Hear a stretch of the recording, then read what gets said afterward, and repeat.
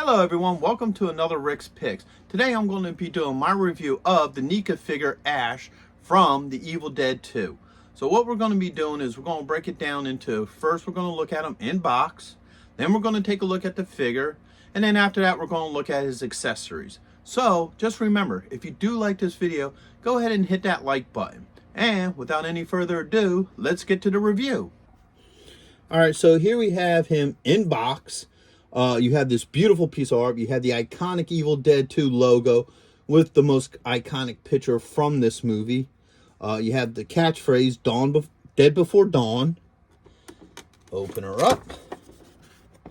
And now you have the figure, very well displayed, and his accessories. You have this nice piece of art that makes it look like he's in the house and what have you. Close this up.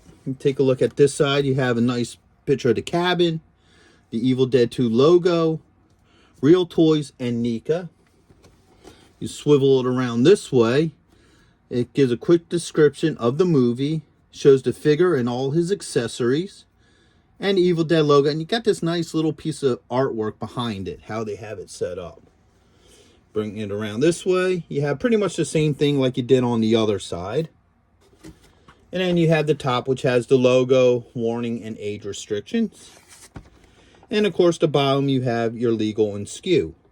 So, with that being said, let's take a look at this. So here he is, out of box. He's very nicely detailed. Let's give him the rotation. Okay. He has most of the standard points of articulation. His head's on a swivel. He has a shoulder joint, an elbow joint, and with this particular hand, doesn't have a wrist joint, but this one does. All right, he has a swivel at the belt line, a hip joint, a knee joint, and he does have a slight ankle joint. All right. Overall, the paint detail and everything is nice on him. You know, with the blood splatter, the dirt, the mud, and, you know, what have you. As I go into his accessories, there will be spoilers for the Evil Dead 2. So, I just want to put that out there. Before you go any further, there will be spoilers for this movie. But I'm also thinking if you're looking at this figure, you know, you probably know the spoilers already. So, let's start taking a look at his goodies that he comes with. Alright, off the bat, we have the recording device that he plays, which unleashes the demons upon the cabinet and what have you. He has the Necronomicon. Alright, so he comes with this as well. Now, in the movie, his hand gets possessed and he had to cut it off. So here's that hand.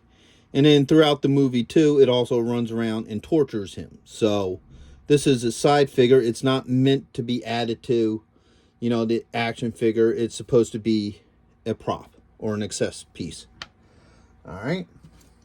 Next off, you have his girlfriend's head. In the movie, she gets possessed and he has to cut her up. So her head does come back to haunt him. Now, one thing about this figure I think probably would have been cool is if there was a way that you could fit his hand into her mouth, because how his hand becomes possessed is she bites it and the hand goes bad.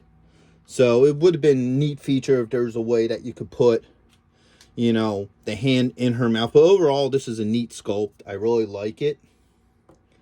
All right. Here is also his arm with the hand. Now, if you look at this hand, this goes back to what I'm saying. If you look right here, and then you spin it over and you see under there, you can see the bite marks where she bit him and the hand goes bad.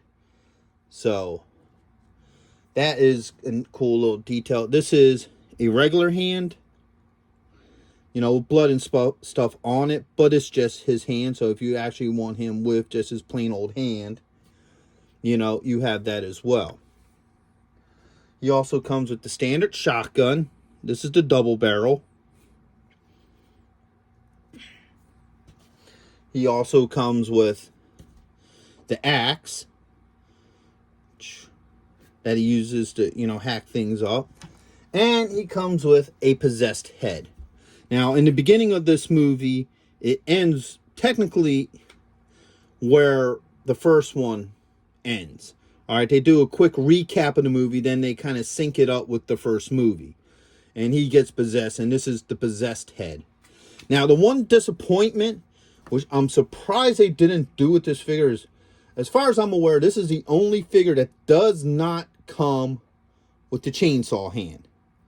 Why? I do not know why he didn't come with that accessory, but he didn't. And that's the one big disappointment I have with this figure, is that he did not come with the chainsaw hand. So, all right, let's start seeing how these things piece onto him. So, first off, let's remove this arm and put this arm in. All right, that went on pretty easy. You know, it functions pretty well. Let's do a head swap. Let's see how easy it is to swap the heads. All right, that came off. All right. This head looks like it might be a little bit of a problem. You can use a little bit of strength, but don't overpower it. You know, when you're putting these heads on, work it on. Just twist it and work it. And eventually it'll pop on, because if you use too much strength, you'll pop. You can break the little nub that it sits on. So there's the evil head. Here, let's pop him back to his normal head. See? You got this little nub here, and if you try to force it too much, it'll break. And that's the last thing you as a collector want, is a broken toy. Now this head pops on a lot easier. I kind of wish too that they would have came with a clean head as well. I mean, it's neat having the blood splatter, but it would have been cool just to have a clean head as well. So let's see how well this other hand fits on him. So this should just pop off. Okay. Now, recently I did a video on a Michael Myers figure. All right. And this figure has the same problem. If you look here, there's a ball joint in here. Now, this one isn't a swivel like his was, so it should be easier to pop this hand right in there. Ugh. Yeah, no, see? It tends to be harder if the ball joint is in the arm and not on the hand. So, okay, there you go. So now he has the normal hand. All right, it fits in there pretty well. So he has a shotgun hand here. So here's the shotgun. He sort of has a little bit of a trigger figure, but not much of one. Let's see how well this gun fits in his hand. Okay. Oops. Let's put it in there. All right. It does fit on pretty well. So now he has the double barrel shotgun. And I believe the axe was meant to... Yeah, this hand, you could put the axe in there if you want. It sits in there really loose. It would probably... See how well the axe goes into this hand. Yeah, the axe fits a lot better in this hand. You may be able to get him to hold the shotgun in this hand. I don't know. Yeah. So, okay, so he can also hold the shotgun in there. So now you can have him holding both the shotgun and the axe. So his accessories work pretty well with him. You know what? Let's try and see.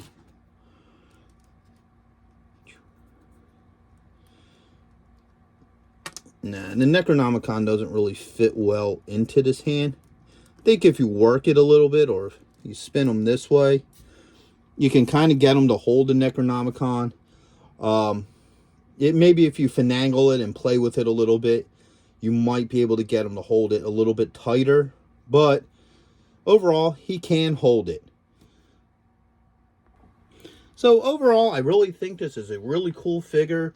Definitely a worthwhile piece for anybody who likes horror or the Evil Dead franchise. Definitely would recommend him. He looks great as a figure.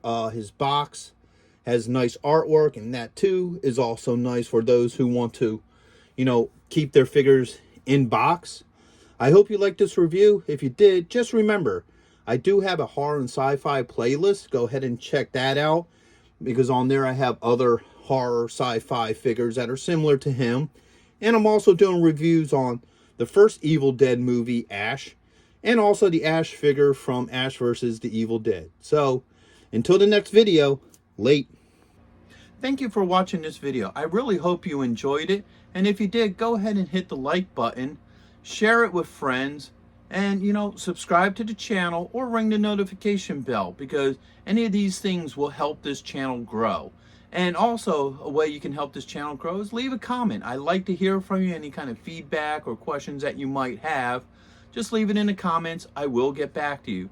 So once again, thank you for watching this video, and I'll catch you guys in the next one. Late.